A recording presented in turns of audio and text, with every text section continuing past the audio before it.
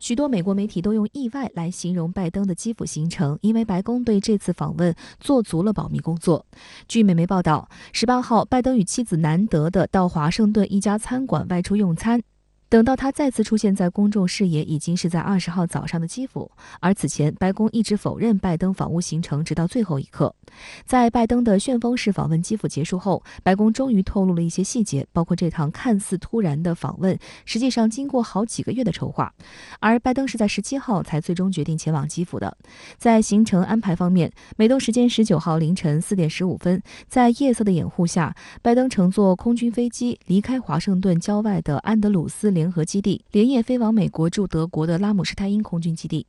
值得注意的是，他没有搭乘空军1号，而是一架较小的空军 C-32 飞机。这架飞机通常用于国内行程，前往跑道较短的机场。这架飞机于当地时间下午5点13分降落在德国拉姆施泰因空军基地，随后飞机的遮光板被拉了下来，并进行加油，停留1个多小时后再次升空飞往波兰热舒夫亚肖乌卡机场，于当地时间晚上7点57分降落。令人费解的是，在拜登已经飞往欧洲的途中时，美国白宫国家安全委员会发言人约翰科比还对媒体矢口否认拜登将前往乌克兰访问，堪称影帝。Is there a possibility that the president could actually go into Ukraine, even if it's a couple of feet, to show some solidarity with the Ukrainian people? Well, we obviously are maintaining a high degree of solidarity with the Ukrainian people. The United States leads the world in terms of contributions, whether it's humanitarian assistance or military weapons to Ukraine, and we're going to continue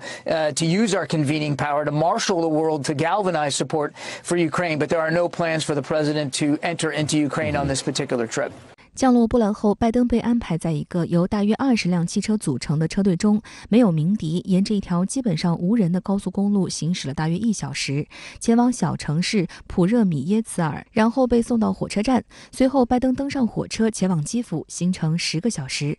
在拜登越过边境进入乌克兰约4小时后，美国总统新闻办公室又发布了一份公开日程表，声称拜登仍在华盛顿，并计划在20号晚飞往波兰。实际上，某位大人物将来访的消息近日一直在乌克兰首都基辅的街头流传。英国卫报称，20号基辅市中心的道路被禁止通行。乌克兰外交部长取消了20号早上前往布鲁塞尔的行程。有关西方最高级别官员当天访问基辅的猜测传播开来。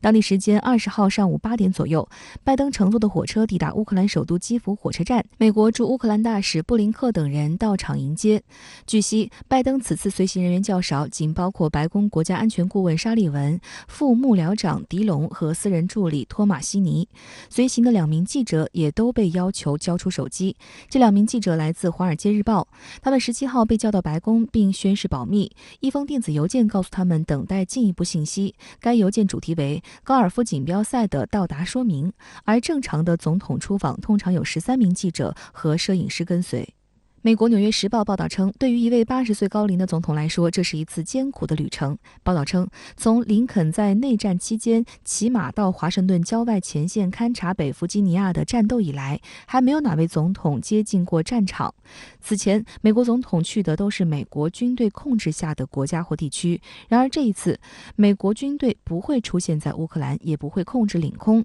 在访问期间，有人发现美国军机在波兰东部边境附近盘旋，但官员们表示，这些飞机没有进入乌克兰领空。美国媒体曝光，美国国家安全局在拜登访问前数小时通知了俄罗斯官员，但他没有透露美俄之间的沟通管道。分析指出，美方在获得俄方的安全承诺之后，才最终敲定了拜登的行程安排。乘坐普通飞机、火车等交通工具，携带最少的随行人员，都是为了进一步防止暴露目标。俄罗斯联邦安全会议副主席梅德韦杰夫20号在社交媒体上发文表示，拜登在自己的安全预先得到保障后，终于前往基辅，他承诺提供大量武器。20号，在俄罗斯国家电视台60分钟直播节目中，主持人和嘉宾就此事展开了激烈的讨论。现场的专家表示，可以完全肯定的是，俄方给了美方安全保证。参加节目的俄罗斯政治分析家马尔科夫在接受采访时认为，俄罗斯确实可以杀死拜登，但这么做就太过了。Washington made contacts with Russia before the visit to avoid nuclear war. It was about not killing President of United States, Joe Biden, from Russian rocket missiles. If you because this would have meant potential nuclear war if anything had happened to him. One of the possibility of the killing President of United States or President of Russia that it can lead to the nuclear war. 但俄罗斯对于拜登安全的保障却让20号基辅的空袭警报显得更加怪异。这天，当拜登和泽连斯基一起走出基辅的一座教堂时，空袭警报响起。但这一天，俄罗斯没有轰炸基辅，并且俄方明确知道拜登去了基辅。有分析认为，基辅当天的空袭警报更像是在给拜登创造战场的气氛，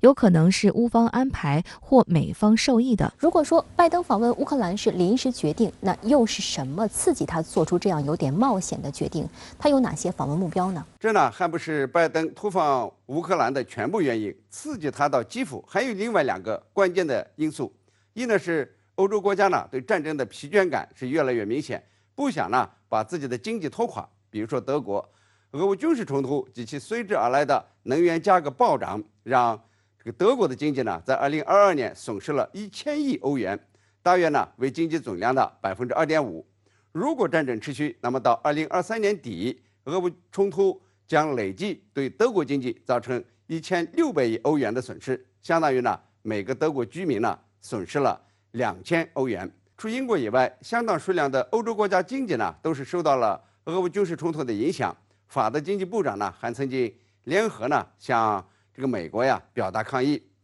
二是中国的对话谈判建议正得到越来越多的国家的响应。或许呢会促进国际社会对俄乌冲突的立场发生转变，包括法国总统马克龙在内都对和平建议有所认同。在慕尼黑安全会议上说呀，这个战争呢必须通过谈判来解决。王毅主任在慕尼黑安全会议上提出的中方和平主张得到了绝大多数南半球国家的支持，也得到了欧洲国家谨慎的欢迎。那么很可能呢会促使这个俄乌局势转变，在俄乌冲突1周年之际呢，从过去的战争为主，演变到今后的劝和促谈为主旋律。如果呀，欧洲国家倾向于政治解决俄乌争端，那么美国呢就尴尬了。拜登呢支持乌克兰与俄罗斯作战，一个重要的目的呢，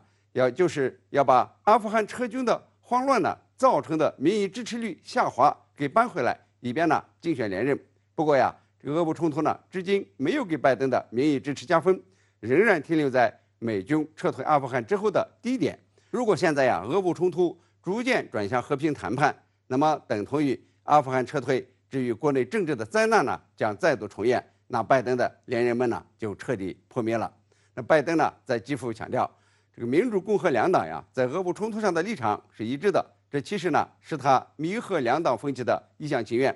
共和党以特朗普为首的反建制派呢，正在为美国卷入这个俄乌冲突进行检讨，认为呢，美国付出太多，花的钱太多。因此呢，正是这些原因让拜登呢选择先期大放烟幕弹，然后突访乌克兰基辅。一呢，就是要把逐渐这个离心离德的欧洲盟友呢，更加牢固地绑在美国的战车之上，要这个欧洲啊继续出钱，出武器。二呢，是要设法阻止中国的和平方案，让美国得以继续主导这个俄乌冲突何从何去。毕竟呢，只要战争能够持续，拜登就会尽可能的减少政治损失。好的，谢谢陈先生在线与我们分享您的观点，谢谢。